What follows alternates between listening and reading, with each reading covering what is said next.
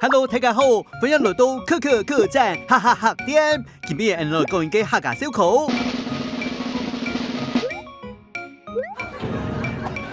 冚啦，講到有關藝術嘅小口，客家朋友應該記住，唔想再個糖嘅啦。唔過都一下，係你有人會講客家人講笑咩，應該行做啲啦。哎呀，就試試啦。都得，喺某個時節，特別人吃到個客家人當上腔，客家人會藝術麼，又會賣講嘅張酸咯。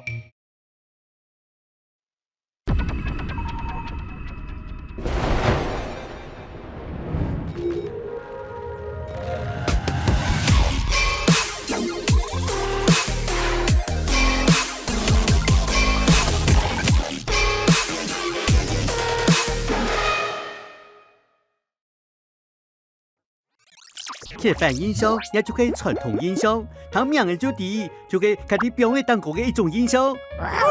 嘿嘿，也是個正經的喲。刻板印象就係對英文 stereotype 翻譯過來嘅，佢講嘅啊就係印象用嘅原版，故作反正嘅係刻板哦。就像各位當數客家嘅朋友都知啊，一個印象同客家辛苦嘅頭擺有關係，請看 VCR。其實佢以啲故作自己嘅身份當艱苦，遇到春前老師，看樣嘅上身上座都係必要嘅。但係以啲安樣，其實客家人對一種上腔嘅窗口，也可以了了認同啦。客委會雖發動大型調查，統計有關客家嘅大小事情，其中一項客家人認為客家人應該要有嘅條件嘅統計當中，調查第一名嘅係客家血統，第二名嘅係會講客家話，第三名嘅係要有全天大病嘅身體。佢係講赤球對結門客家人認同嘅客家體質，全天大病係佢部分年齡層嘅第一名。唔過，一個客家人當有認同感嘅大招牌，對其他族群看來，就變做壓差。2013年一項研究統計就指出，針對客家人當壓差嘅一個論述，其他族群同一個比例，大超過行業設價。故作大家都喺那邊看到當壓差嘅客家人咯。20世紀後期，台灣迎來電視節目嘅黃金年代，天然節目恐下推出嘅係各種本人印象當成嘅貼身演員，其中當然有客家人嘅角色。從佢演員董志成啲有名嘅綜藝節目扮演經典嘅客家角色董月花。我就是有能力開發的董月花。當時就當數到分享，甚至報道開演一邊。喺節目當中，董月花奇怪嘅客家口音，壓制多數嘅形象，粉香粉好吃，都帶本觀眾當道嘅歡樂，留刻板印象。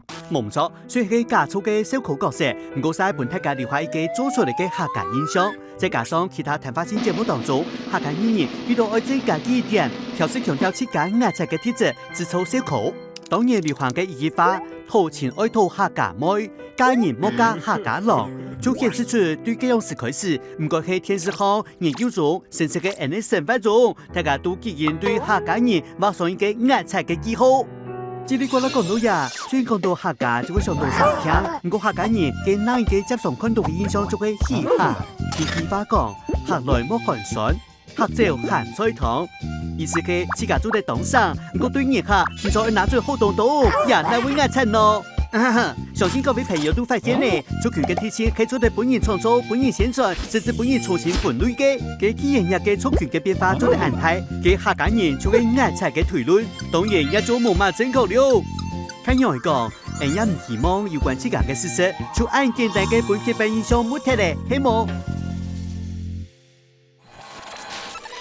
可可客棧，哈哈，好聽，你，嘿，拜拜。